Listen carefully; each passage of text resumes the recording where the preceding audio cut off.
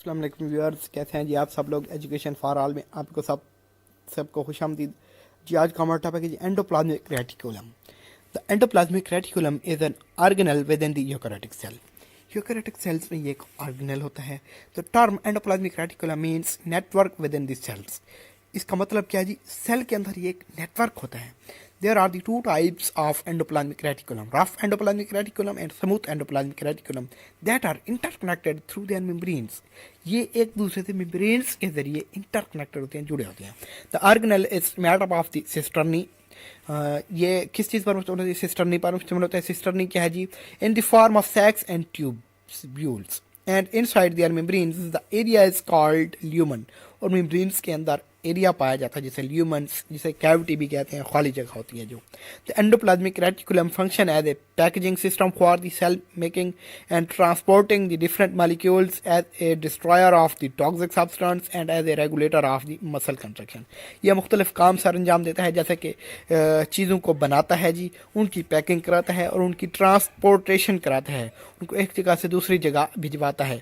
उसके बाद ये टॉक्सिक सब्सटेंस है उनको डिस्ट्रॉय करता है, ख़त्म करता है। उसके बाद ये मसल कंट्रक्शन में भी हेल्पफुल होता है।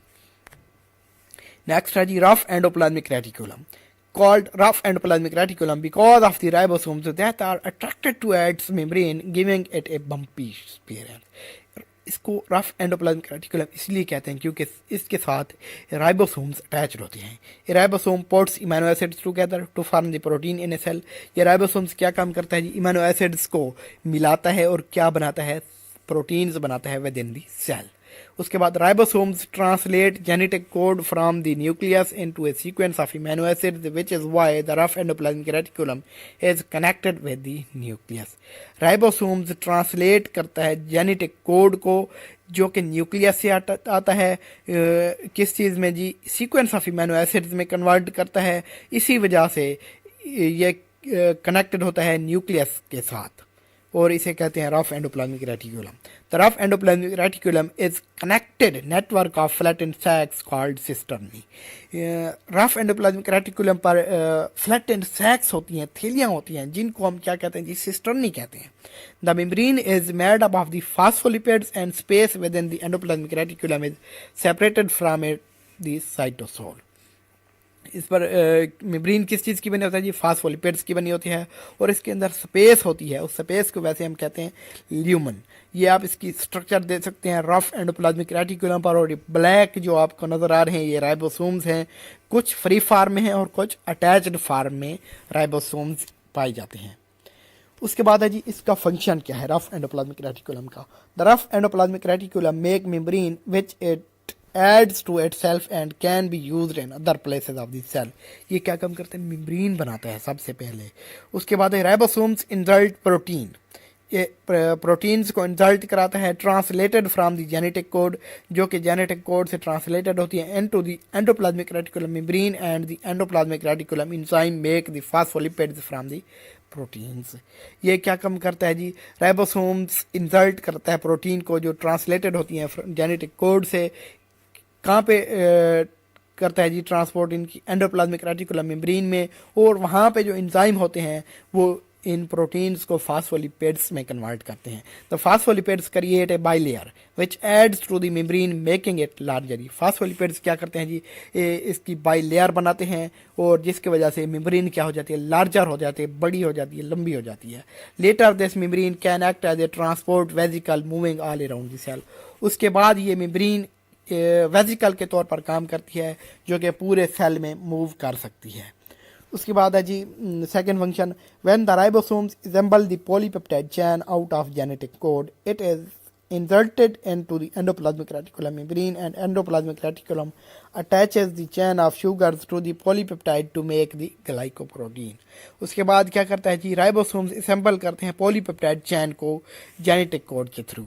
उसके बाद ये इंसल्ट करता है इनको एंडोप्लाज्मिक रेटिकुलम मेम्ब्रेन में और एंडोप्लाज्मिक रेटिकुलम अटैच करती है चैन ऑफ शुगर्स को पॉलीपेप्टाइड चैन के साथ, जो कि क्या बना देते हैं जी? ग्लाइकोप्रोटीन बना देते हैं।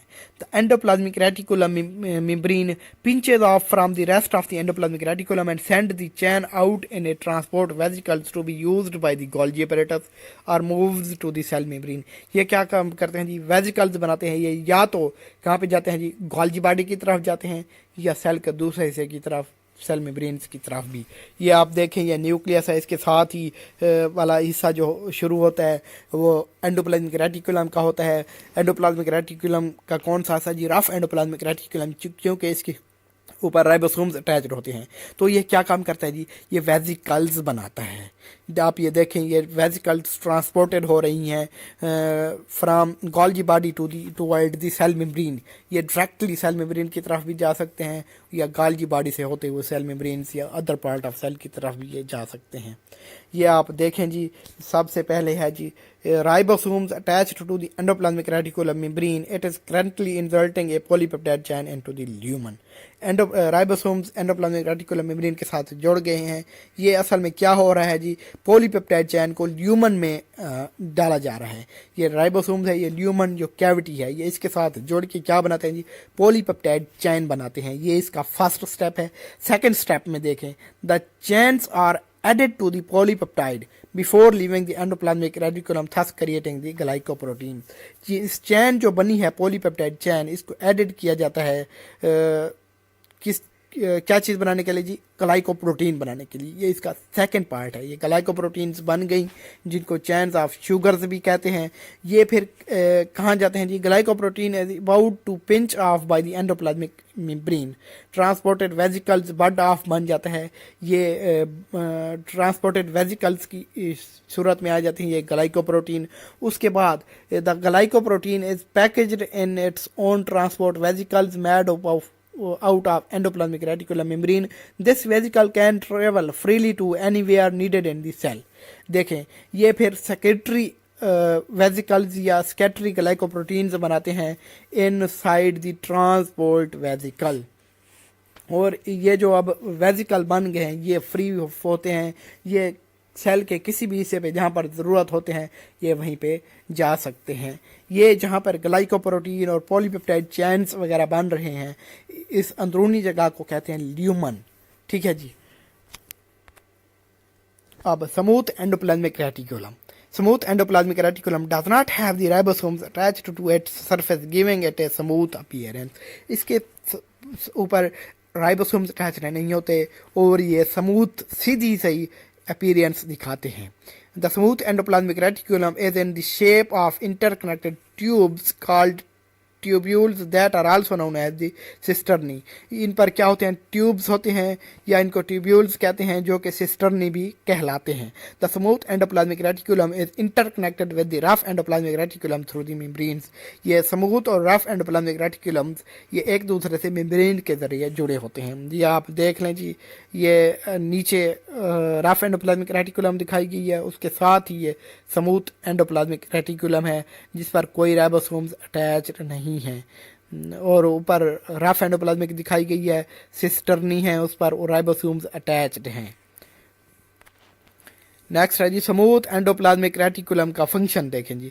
Smooth endoplasmic reticulum creates lipid such as the fatty acids, phospholipids, steroids and the carbohydrate. ये क्या बनाते हैं जी, लिपिड्स बनाते हैं, फैटी एसिड्स बनाते हैं, phospholipids, steroids and the carbohydrates बनाते हैं। तो endoplasmic reticulum make these lipids using enzymes in the membrane.